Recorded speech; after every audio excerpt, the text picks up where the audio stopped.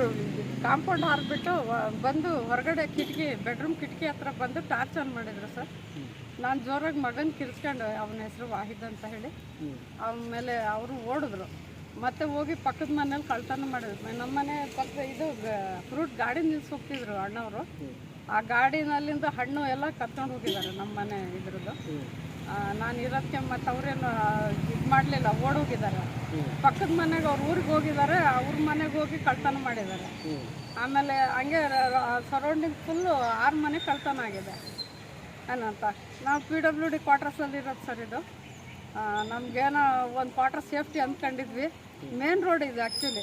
ಆ ಮೇನ್ ರೋಡಲ್ಲೇ ಜನ ಓಡಾಡೋ ಒಂದು ಇದರಲ್ಲೇ ಈ ಥರ ಕಳ್ತನ ಮಾಡಿದ್ದಾರೆ ಅಂತ ನಾನು 3 ಗಂಟೆಗೆ 112ಗೆ ಮತ್ತು 100ಗೆ ಫೋನ್ ಮಾಡಿದ್ದೆ.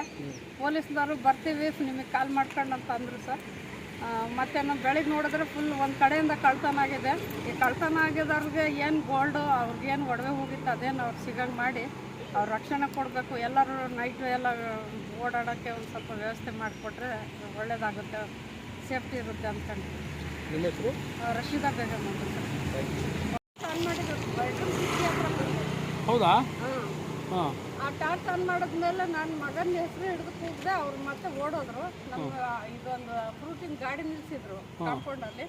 ಆ ಫ್ರೂಟಿನ ಗಾಡಿಯಿಂದ ಹಣ್ಣೆಲ್ಲ ಕತ್ಕೊಂಡು ಹೋಗಿದ್ದಾರೆ.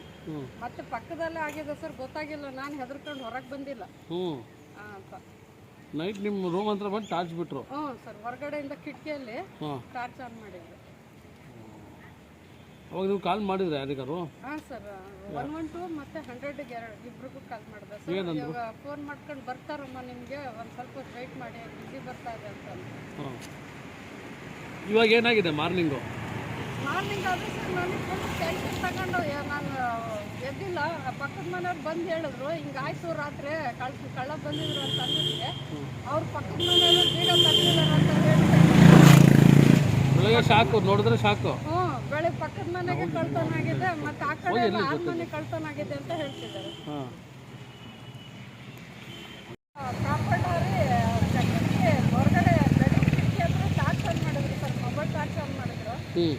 ಅವಾಗ ಗೊತ್ತಾಯ್ತು. ನನ್ನ ಮಗನ ಜೋರಾಗಿ ಕಿರ್ಸ್ಕೊಂಡು ಆಮೇಲೆ ಜನ ಪಕ್ಕದಲ್ಲಿ ಯಾರು ಓಡೋದ್ರು. ಅವರು ನಮ್ಮ ಮನೆ ಪಕ್ಕದಲ್ಲೇ ಕಳ್ತನ ಮಾಡಿದ್ದಾರೆ.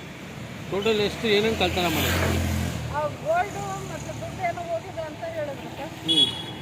ಆ ಕಡೆ ಎಲ್ಲ ಮನೆಗೆ ಒಂದು 25 ಗ್ರಾಮ್